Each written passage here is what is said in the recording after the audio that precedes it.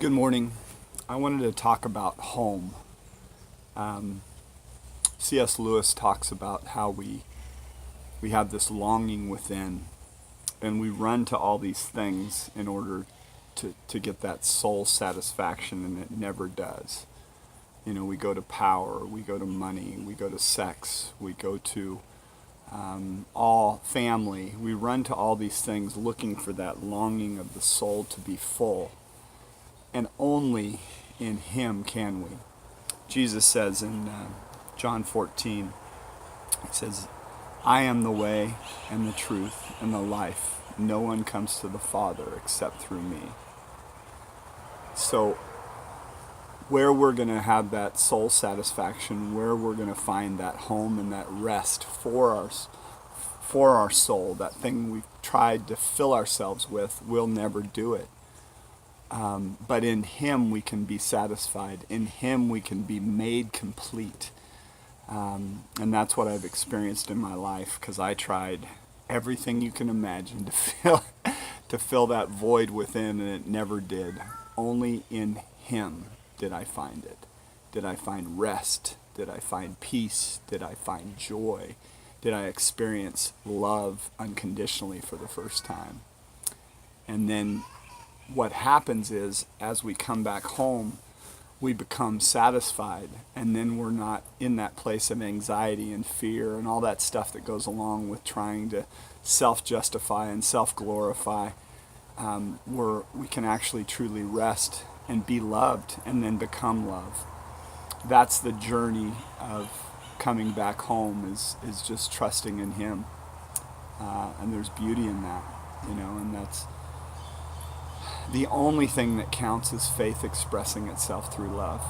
When you understand that you're loved, then you're able to express that love freely rather than trying to love in order to receive.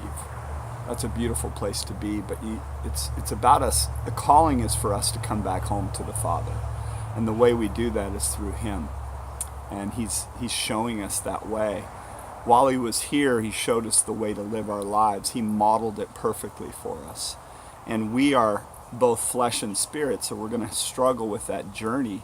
But it's just resting in Him and allowing Him to continue to transform you more and more into His image. We can have grace in that. We can experience the grace of God, and we can have peace in the process. But when we make it about the behavior and focus on the fruit of our life, we're going to struggle. Because none of us are going to get it perfectly. But what's going to happen is, if we get down to the heart issues, then we're going to continually, our heart's going to continually change and be more and more like Him. Have grace with yourself in the process. Continue to pursue Him, seek Him, find rest for your soul, and then just see what happens with your life. What I guarantee, it's going to be a beautiful life. When you are not on the throne of your heart, your life will become beautiful. Because then you're going to become love. You're going to be able to be free from that bondage of self and be able to walk in a new way. You will truly become a new creation. You will be able to love people who are your. It gives you the ability to love even your enemies, because you see their created value, and you see through the lens, as Jesus was on the cross saying, "Forgive them, Father; they know not what they do." Because if they knew who they were, they wouldn't be doing what they're doing. But they don't know who they are. When people get that rest of being home, they're set free to become love. That's what this is about, because God is love, and Jesus is showing us the way of love. Now we have the free will choice to either choose to go down that path or not, but He is showing us the way back home to the Father. Anyway, I hope you experience that rest for your soul. Those things C.S. Lewis was talking about that we run to will never get us home. They give us a little temporary taste. See, because we're worshiping something that's created rather than the Creator Himself.